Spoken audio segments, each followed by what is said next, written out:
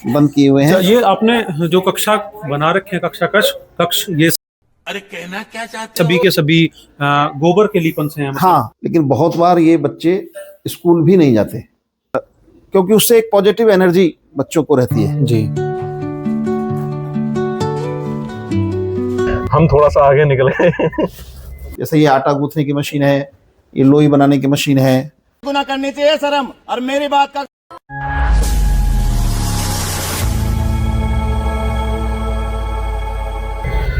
जय श्री राम दोस्तों, आज हम जा रहे हैं नेहनीड़ के नए परिसर में। 21 दिसंबर को वहां पर 5वां वार्षिक उत्सव मनाया जा रहा है। तो वहां का परिसर कैसा है उसके बारे में हम आपको दिखाएंगे। और ये एक फाउंडेशन है जो अंडर प्रिविलेज जो बच्चे हैं उनको एजुकेशन प्रोवाइड कराता है, उनको स्किल प्रोवाइड कराता है, जो झुग्गी झोंपड़ी में बच्चे रहते हैं जिनको एजुकेशन नहीं मिल पाती है के लिए। तो चलिए चलते हैं परिसर की तरफ। Pulling up black windows once you go down. You must be crazy if you think that I'ma slow down. Don't wanna hear it talking shit, fuck the drama. नेहनीड़ जो ये स्थित है ब्रिजघाट में। तो मैं और उत्तम भाई साहब और पीछे और बढ़िया हर्ष जी हैं और ये विक्की जी हैं। ये ब्रिजघाट में एंट्री हो गई है हमारी और एक शॉर्टकट रास्ता है। आगे टोल है तो टोल से बचने के लिए काफी सारे वाहन यहाँ से निकल कर जाते हैं और यहाँ से सीधा फिर वो सालारपुर निकलते हैं।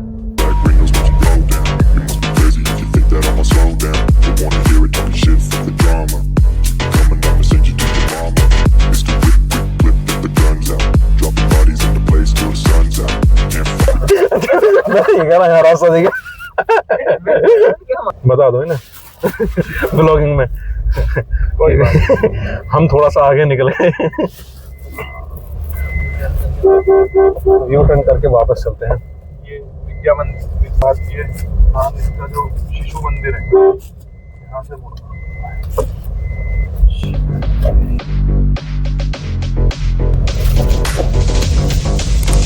ये गौशाला है।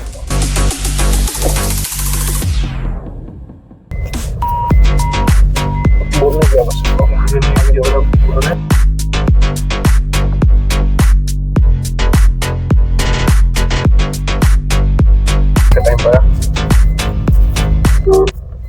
अब हम नेहनीड़ के परिसर में पहुंच चुके हैं।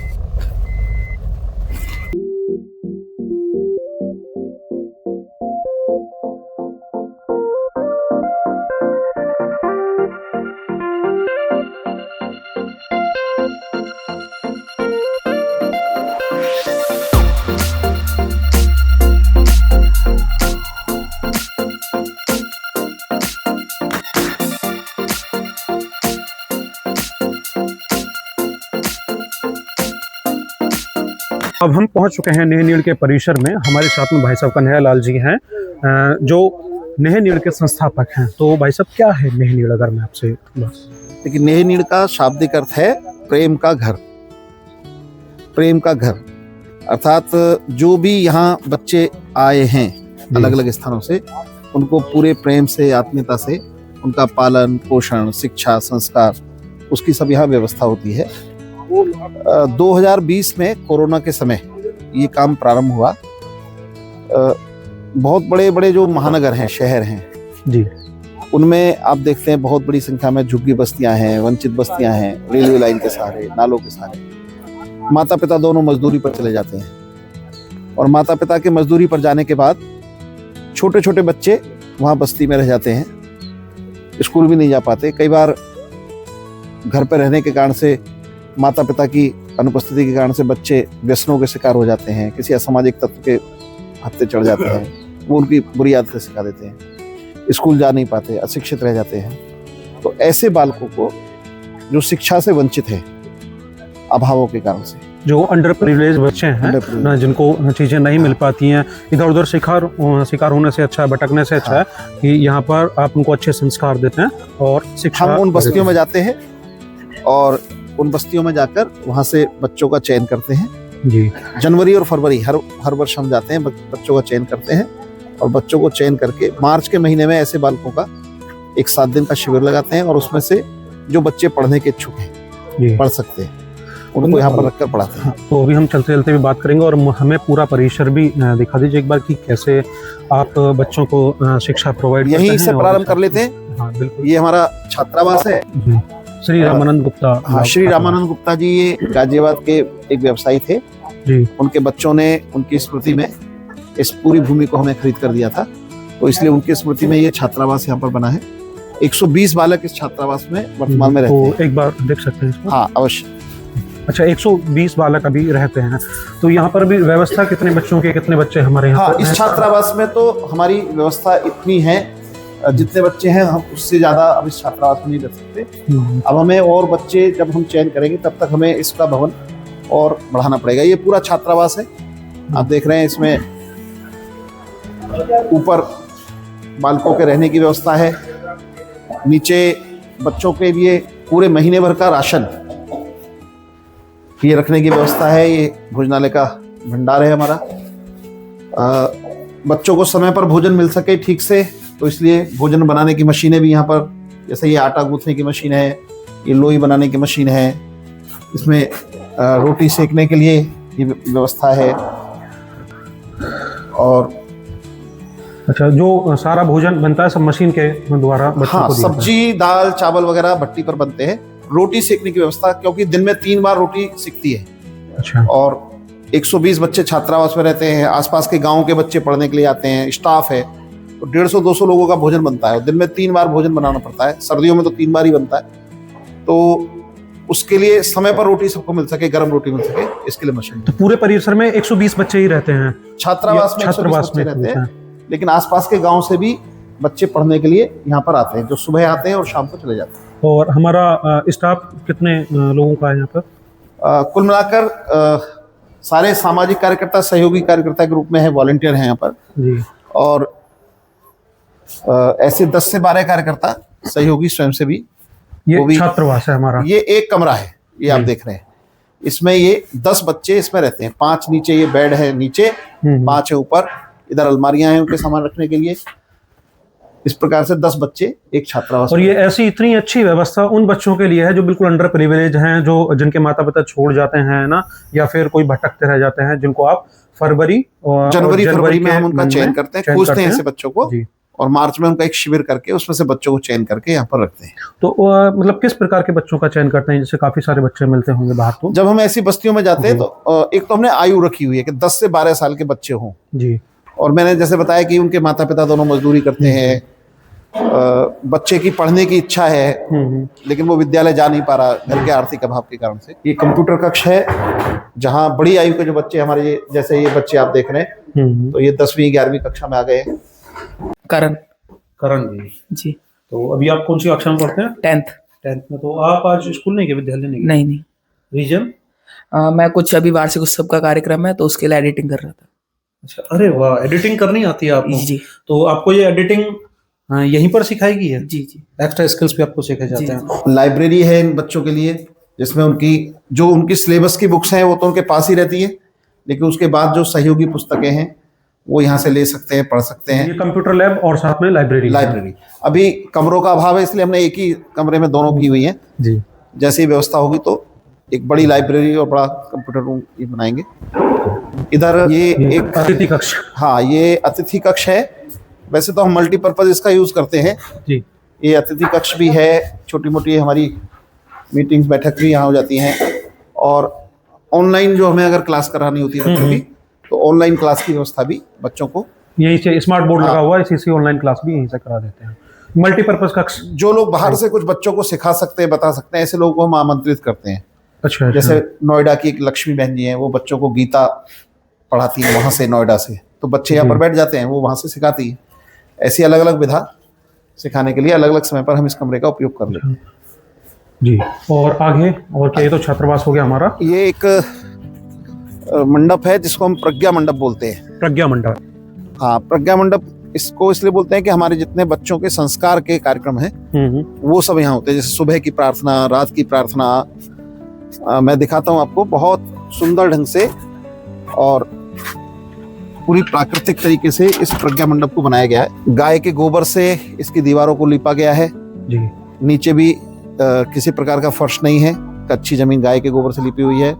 ऊपर बांस और फूस की सहायता से इसकी छत बनाई गई है। एक सुंदर वातावरण में बच्चे यहाँ पर बैठकर और ध्यान करें, मेडिटेशन करें, प्राणायाम करें, योग करें, प्रार्थना करें, तो शिक्षा के लिए जैसा एक सकारात्मक मन उनका बने, वो यहाँ पर व्यवस्था है। तो इसमें हमारी सुबह की प्रार्थना होती है, रात्रि की प्रार्थना होती है। तो प्रज्ञा मंडप बच्चों के ध्यान लगाने के लिए और उनकी प्रज्ञा जागृत हो, इस दृष्टि से इसको हम प्रज्ञा मंडप बोलते हैं। इसी वजह से आपने प्रज्ञा मंडप इसका नाम रखा है। ये सामने की ओर आप देख रहे हैं, ये हमारा क्लासरूम्स बने हुए हैं जहाँ पर नैनीड़ विद्यापीठ हमारे जो छोटे बच्चे हैं बिल्कुल एकदम कक्षा 5 तक के, जी, कक्षा 3, 4, 5 ऐसे जो कक्षा हैं उनके बच्चे यहाँ पर, यहीं पर उनके क्लासरूम्स हैं। और जो उससे बड़े बच्चे हैं कक्षा 6 से लेकर 11 तक के, 12 तक के, वो यहाँ से 2 किलोमीटर पर विद्या भारती का विद्यालय है, सरस्वती विद्या मंदिर जी, वो सब बच्चे वहाँ पर पढ़ने के लिए जाते हैं। वहाँ पर उनका एडमिशन है, हम उनकी फीस देते हैं। सर्दी के कारण से आज कमरे बंद करके पढ़ रहे हैं बच्चे। तो एक कमरा मैं आपको दिखा देता हूँ, एक कक्षा जी। तो ये विद्यापीठ है, क्लासरूम है। Good morning. ये सब हमारे कक्षा 3 के भैया बहन हैं। कक्षा 3 के इसमें दोनों प्रकार के भैया बहन हैं, जो छात्रावास में भैया रह रहे हैं वो भी हैं, और जो आसपास के गांव से बहनें भैया आ रहे हैं वो भी हैं। अच्छा, जो डेली आते जाते हैं वो भी जो हैं, भी और छात्रावास वाले। तो छात्रावास में तो सिर्फ छात्र रहते होंगे, छात्र हैं, हाँ, बालक हैं, बालिकाएं नहीं है। कक्षा 4। Okay, very nice. Good morning everyone. कैसे हैं आप सभी? तो यहाँ पे जो पढ़ाई होती है कैसी होती है? अच्छी होती है। अब कहाँ से हैं आप सभी? अलग-अलग स्थान से। 10 क्या नाम है आपका? मेरा नाम हर्ष है, मैं स्थान मथुरा। आप मथुरा से हैं। अच्छा, तो आप यहीं पर रहते हैं? तो रहने में जैसे यहाँ पे रहते हैं तो कोई समस्या तो नहीं होती है? नहीं। भोजन अच्छा मिलता है? कितने समय भोजन मिलता है आपको? यहाँ पर 2 टाइम सुबह जलपान मिलता है। सुबह जलपान और फिर 2 टाइम और, मतलब मिला के 3 टाइम मिलता है आपको। Very nice. Okay, sit down. ये एक और कक्षा है, कक्षा 5 के कक्षा भैया। 5। सर्दी के कारण से सबने आज दरवाजे बंद किए हुए हैं। ये आपने जो कक्षा बना रखे हैं, कक्ष ये सभी के सभी गोबर के लीपन से हैं? हाँ, ये सीमेंटेड गोबर से है, क्योंकि उससे एक पॉजिटिव एनर्जी बच्चों को रहती है। जी। ये हमारी कक्षा 5 के भैया हैं, कक्षा 5। बहनें भी बैठी हैं इसमें। और इससे ऊपर की जो कक्षा हैं, कक्षा 6, 7, 8, 9, 10, 11, 12, वो सब विद्या मंदिर में पढ़ने जाते हैं। उसके लिए हमने 40 साइकिलों की व्यवस्था की हुई है, तो उससे 80 विद्यार्थी प्रतिदिन वहाँ पढ़ने के लिए जाते हैं। अच्छा, मतलब यहाँ से जो छात्रावास में रहते हैं वो यहाँ से साइकिल पर जाते हैं? साइकिल से उनकी व्यवस्था आपने कर रखी है। जी। तो बहुत अच्छा लगा मुझे ये सारी चीजें देख करके ये कि आप एक साधक निवास है हमारा। कुछ ऐसे समाज के लोग जो सेवानिवृत्त हो गए हैं या समय दे सकते हैं, तो 7 दिन, 10 दिन, 15 दिन, जितना भी समय दे सकते हैं जी, वो स्वयंसेवी कार्यकर्ता के नाते यहाँ पर आए और बच्चों को जो भी विधा उनके पास है, कोई अच्छा संगीत जानते हैं तो बच्चों को संगीत सिखाएं, कोई कला जानते हैं कला सिखाएं, कोई पढ़ा सकते हैं बच्चों को तो पढ़ाएं, अथवा यहाँ की व्यवस्थाओं में सहयोग करें।